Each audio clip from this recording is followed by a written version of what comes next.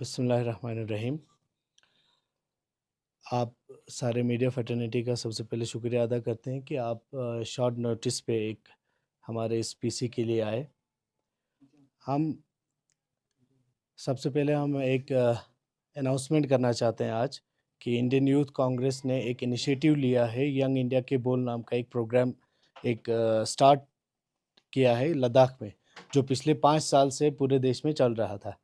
और young India के बोल के अंदर हम नए वॉइसेस को हम सामने लाते हैं। इंडियन यूथ कांग्रेस जो है नए वॉइसेस को सामने लाती है और उनको अपॉर्चुनिटी देती है कि वो अपने आइडियाज़ को, अपने राइट्स को लोगों के सामने, आवाम के सामने, गवर्नमेंट के सामने रख सके।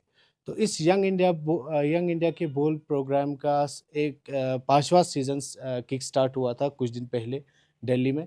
तो उसका आज हम करगिल में ऑफिशियली लॉन्च कर रहे हैं। इस यंग इंडिया प्रोग्राम के अंदर हम एक स्पीच कंपटीशन जो है वो ऑर्गेनाइज कर रहे हैं। लद्दाख के यूथ के लिए एक अपॉर्चुनिटी है कि वो अपनी आवाज़ को अपनी आवाम के सामने, अपने मुल्क के सामने, देश के सामने रख सके। और इस कंपटीशन में मेल, फीमेल, सोशो रिलीजियस किसी भी ऑर्गेनाइजेशन से कोई भी हो सकता है, वो इसमें पार्टिसिपेट कर सकते हैं। इसमें हमने विनर्स के लिए 10,000 रुपीज़ रखा है जो फर्स्ट इसमें आएंगे, और रनर अप के लिए 7,500 रुपीज़ रखा है। और बेस्ट फीमेल स्पीकर, महिलाओं के लिए बेस्ट फीमेल स्पीकर के लिए भी एक अपॉर्चुनिटी है। बेस्ट फीमेल स्पीकर के लिए भी कैश प्राइज़ रखा गया है 7,500 के लिए। तो इसमें जो भी शॉर्ट लिस्ट होगा वो हमारे फिर नेशनल कंपटीशन के लिए जाएगा। नेशनल में भी पूरा ऑल ओवर इंडिया में ये प्रोग्राम लॉन्च हुआ है, तो हर स्टेट में लॉन्च हुआ है। तो हर स्टेट में एक लास्ट में नेशनल लेवल पे एक कंपटीशन होगा। वहाँ पे ओवरऑल इंडिया से जितने भी स्पीकर्स आए हैं उनके साथ कंपटीशन होगा। वहाँ पे हमारा एक नेशनल प्रोग्राम होगा। वहाँ भी अपॉर्चुनिटी मिलेगी यहाँ के यूथ्स को कि वो अपने आइडियाज़ नेशनल लेवल पे, नेशनल प्लेटफॉर्म पे डिबेट कर सकें। तो ये एक बहुत बड़ी अपॉर्चुनिटी है यहाँ के यूथ्स के लिए कि वो अपनी आवाज़ को उठाएं, अपनी आवाज़ को लोगों तक पहुँचाएं, अपने प्रॉब्लम्स को, लद्दाख के प्रॉब्लम्स को स्पेशली वो हिंदुस्तान के लोगों को बताएं। तो ये लद्दाख में हो रहा है, लेह कारगिल दोनों जगह पे होगा। और पार्टिसिपेंट जो है लेह डिस्ट्रिक्ट, कारगिल डिस्ट्रिक्ट, दोनों डिस्ट्रिक्ट्स के पार्टिसिपेंट के लिए हम इनवाइट करते हैं। तो सबसे पहले ये लॉन्च करते हैं। ड्यूरेशन इसका अभी हमारा ओपन है, तो अप्रॉक्सीमेट 8th या 10th के बीच में हमारा इसका फाइनल होगा। अभी रजिस्ट्रेशन शुरू हैं। रजिस्ट्रेशंस आप हमारे ऑनलाइन प्लेटफॉर्म के थ्रू कर सकते हैं। वेबसाइट और क्यूआर कोड एक है, उसको स्कैन करके अपने आप को उसमें रजिस्टर कर सकते हैं। इसमें आपने जो बेस्ट स्पीकर के लिए, चलिए जो 10,000 तक तो ठीक है, जो बेस्ट स्पीकर का आपने वो रखा है, आपने पर्टिकुलर फिर उसके बाद जो जीतता है वो कांग्रेस के स्पोक्समैन के लिए आ गया। जी वो जी। जो नहीं बैठना चाहते उनके लिए अल्टरनेटिव आपने क्या सोचा? नहीं, अगर जो नहीं बैठना चाहता है, फ्रीडम है यहाँ पे, कोई यार किसी उसके लिए क्या होता है? नहीं, वो उसके लिए अपना कैश प्राइज़ उसका रहेगा। अगर वो हमारी पार्टी के साथ जुड़ना चाहता है तो एक प्लेटफ़ॉर्म है कि वो एक पॉलिटिक्स में एंटर कर सकते हैं। हम इसके बाद जो भी इसमें शॉर्टलिस्ट होंगे उनको हम नेशनल स्पोक्स पर्सन के लिए भी अपॉर्चुनिटी है, स्टेट स्पोक्स पर्सन के लिए भी अपॉर्चुनिटी है और डिस्ट्रिक्ट स्पोक्स पर्सन के लिए भी अपॉर्चुनिटी है। अगर कोई इसमें इंटरेस्टेड है तो वो हमारे साथ जुड़ के काम कर सकते हैं। Thank you.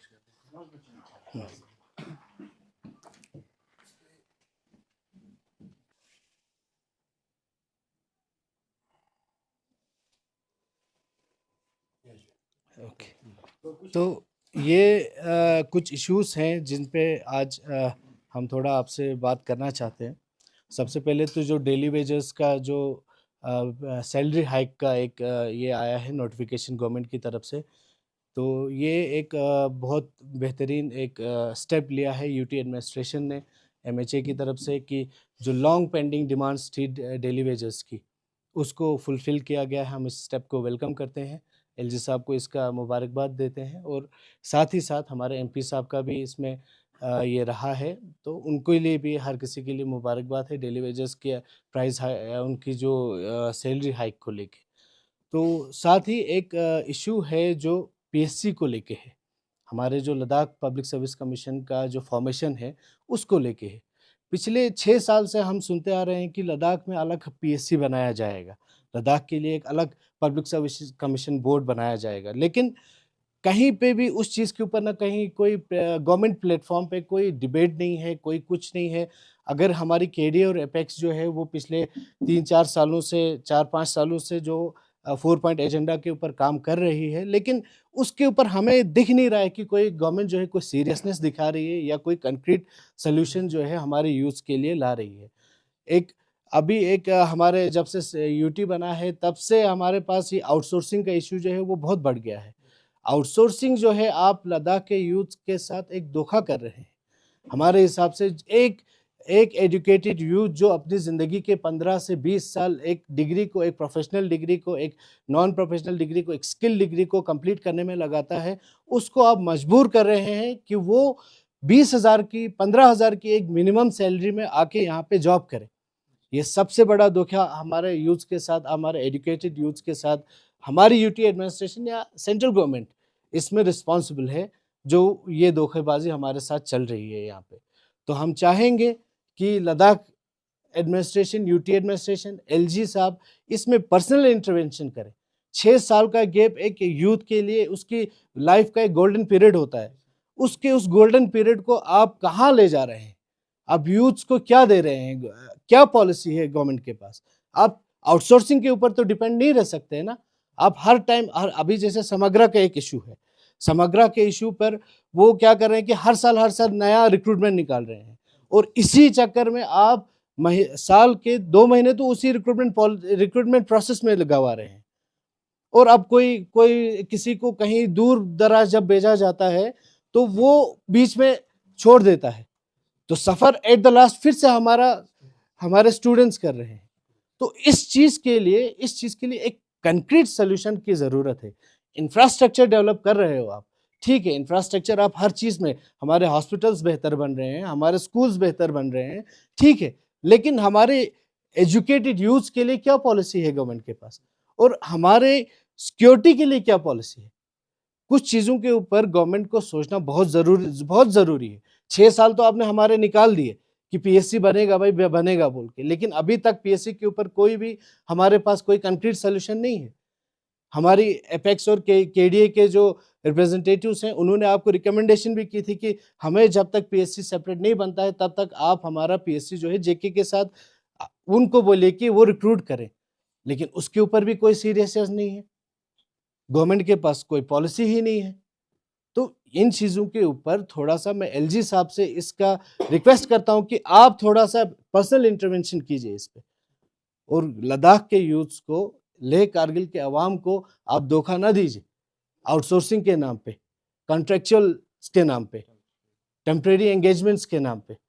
ये धोखेबाजी नहीं होनी चाहिए। हमारे यूथ्स के साथ, हमारे लड़कों के साथ ये बहुत बड़ी एक प्रॉब्लम है। उसी तरह कल एक नोटिफिकेशन जैसे जम्मू कश्मीर में जेकेपीएससी के थ्रू जेकेपीडीसीएल ने 292 पोस्ट्स इलेक्ट्रिकल इंजीनियर्स के कल के कुछ 1-2 दिन पहले उन्होंने नोटिफिकेशन निकाली है। आप उठा के देख लीजिए, 2016 में इलेक्ट्रिकल इंजीनियर्स का रिक्रूटमेंट हुआ था जेकेपीडीसीएल के थ्रू, जिसमें हमारे कारगिल के, लद्दाख के, लेह के भी लड़के सेलेक्ट हुए थे, लेकिन तब से लेके अभी तक इलेक्ट्रिकल इंजीनियर्स को डिप्राइव किया गया है। उनके लिए कहीं पे भी कोई पॉलिसी नहीं है। उसी तरह बीएड के जो स्टूडेंट्स हैं, बीपीएड के जो स्टूडेंट्स हैं, उनके लिए कोई पॉलिसी नहीं है। या तो फिर आप बंद कर दीजिए जो कॉलेज आपने खोल के रखे हैं इलेक्ट्रिकल, यहाँ पे जो इलेक्ट्रिकल इंजीनियरिंग करवाते हैं, जो पॉलिटेक्निक्स करवाते हैं, उनको बंद कर दीजिए, फिर हम बैठेंगे अपना काम करेंगे, जो कुछ ना कुछ हम संभाल लेंगे। आप ये इंफ्रास्ट्रक्चर जो है वो डेवलप करना भी छोड़ दीजिए। फिर इतने सालों से 6 साल का गैप किसी के लिए आम बात नहीं। जो जिसने 2019 में पास आउट किया होगा उसके लिए आज 6 साल बहुत बड़ी बात होती है सर। तो ये चीज़ों को एड्रेस करना यूटी एडमिनिस्ट्रेशन को, ये बहुत ज़रूरी पॉइंट्स हैं, इनके ऊपर एड्रेस करना चाहिए और बहुत जल्द करना चाहिए। चलिए, ये इश्यूज से रिलेटेड अगर हम पूरे लद्दाख के इश्यूज की बात करें, मंजूर साहब से मैं इसका आंसर जानना चाहता हूँ। जो कमेटी जो फ्रेम किए गए थे कारगिल डेमोक्रेटिक अलायंस और सारे का बॉर्डर के हवाले से बात करें, और इंडियन यूथ कांग्रेस जो आप लोगों का है, डायरेक्टली आप लोग भी कारगिल डेमोक्रेटिक अलायंस के साथ आप लोग जुड़े हुए हैं डायरेक्टली, इसमें कोई शक नहीं। और कल रिसेंटली जो खुतबा हम हमारे जनाब वजीदुल इस्लाम शेख नाज़िरुल मेहदी साहब का भी आप लोगों ने सुना होगा, तो मंजूर साहब किस तरह देखते हो केडीए को लेके? एपेक्स जो है वो अपनी जगह बेहतरीन अपना जो भी मुद्दे है वो उठा रहे टाइमली, पीपल डेमोक्रेटिक अलायंस आप भी जुड़े हुए हो, क्या कहोगे इस कल जिस तरह आपने सर कहा कि शेख नज़ीर साहब ने अपने खुतबे में कहा कि केडीए को भी अपनी ज़िम्मेदारी उठानी चाहिए, जहाँ तक मैंने उनका स्पीच सुना, और उन्होंने कहा कि अगर आपसे नहीं होता है या कुछ होता है तो आप जवानों को इन चीज़ को, ये चीज़ मैं कहना चाहूँगा सर कि जो हमारे केडीए के मेंबर्स हैं, हमारे कमर अली आखून साहब है, असगर अली करबलाई साहब है अलहाज, तो ये जब पॉलिटिकल इश्यूज़, जब ये सारी चीज़ हमारे डिस्ट्रिक्ट्स में या कोई भी इश्यूज़ के ऊपर, मैं ये मानता हूँ कि ये लीडर्स बहुत ही सक्षम हैं इन चीज़ों के ऊपर बात करने के लिए। तो केडीए का जहाँ तक है, आज ही उन्होंने एक अपना एक प्रेस रिलीज़ और एक आपको स्टेटमेंट दिया है जो रिक्रूटमेंट पॉलिसी के ऊपर उन्होंने कहा है।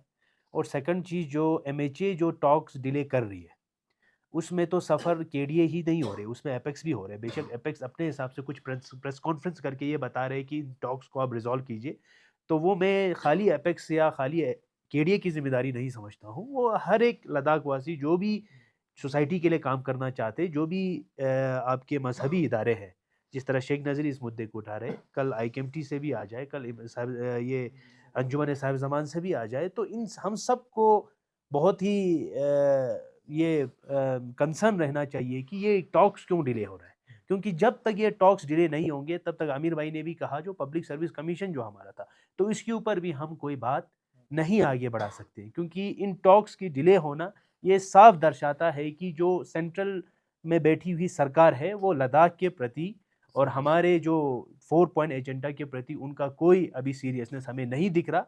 तो आने वाले टाइम में इसको हम केडीए के साथ, एपेक्स के साथ मिलके, और तमाम, जैसे कि हमारे सोनम वांगचुक जी भी इसके लिए बहुत संघर्ष कर रहे हैं, तो इन सारे स्टेक होल्डर्स के साथ मिलके हम इनको सॉल्व करने की कोशिश करेंगे, और टॉक्स को किसी भी तरह रिज्यूम करने के लिए उनके ऊपर एक प्रेशर ग्रुप बन के हम इन टॉक्स को जल्द अज जल्द रिजॉल्व करेंगे। उसके लिए मैं तमाम अपने करगिल के जो जितने भी जो तंजीम है या स्टेक होल्डर्स है, वो आए, इस पे बात करें, और जहाँ कहीं भी कुछ कमी रहा हो उनके लिए उनको रेक्टिफाई करें, उन एरर्स को हम रेक्टिफाई करें, और जल्द अज जल्द ये टॉक्स को रिज्यूम करने के लिए हम सब एक ही प्लेटफॉर्म पे हैं।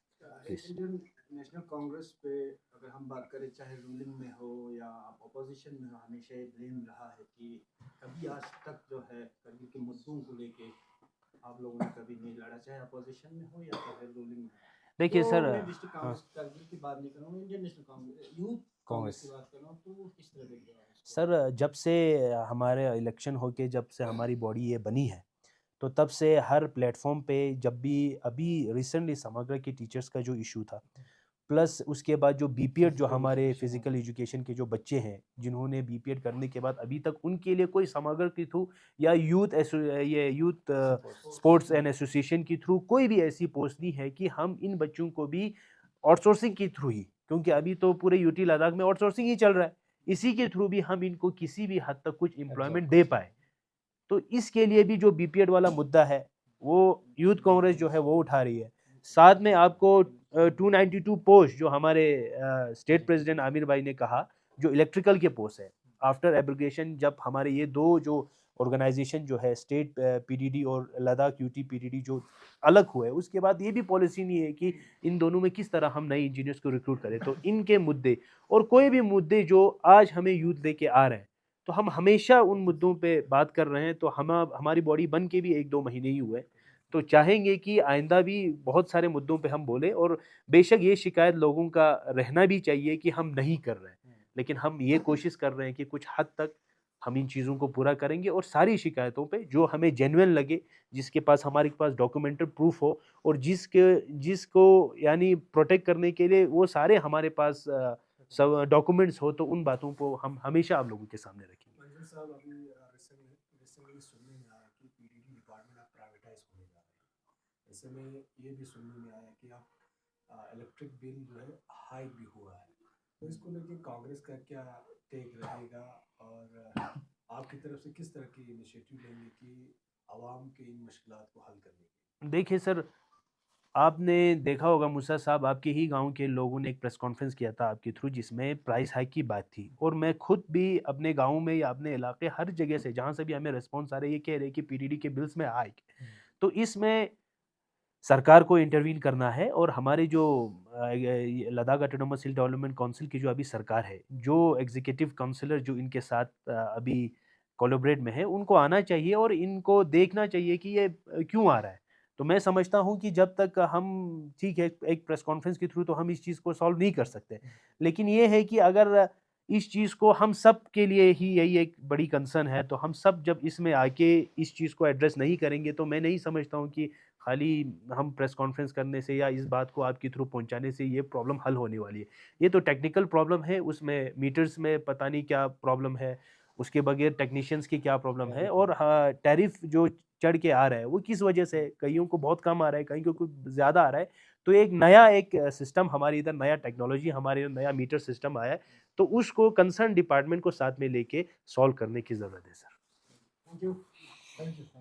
For more updates, subscribe to our channel Kargil Today. Click the show links and enjoy watching the videos. Like us on Facebook and follow us on Instagram. Keep watching Kargil Today. Keep enjoying Kargil Today, the only voice of Kargil Ladakh.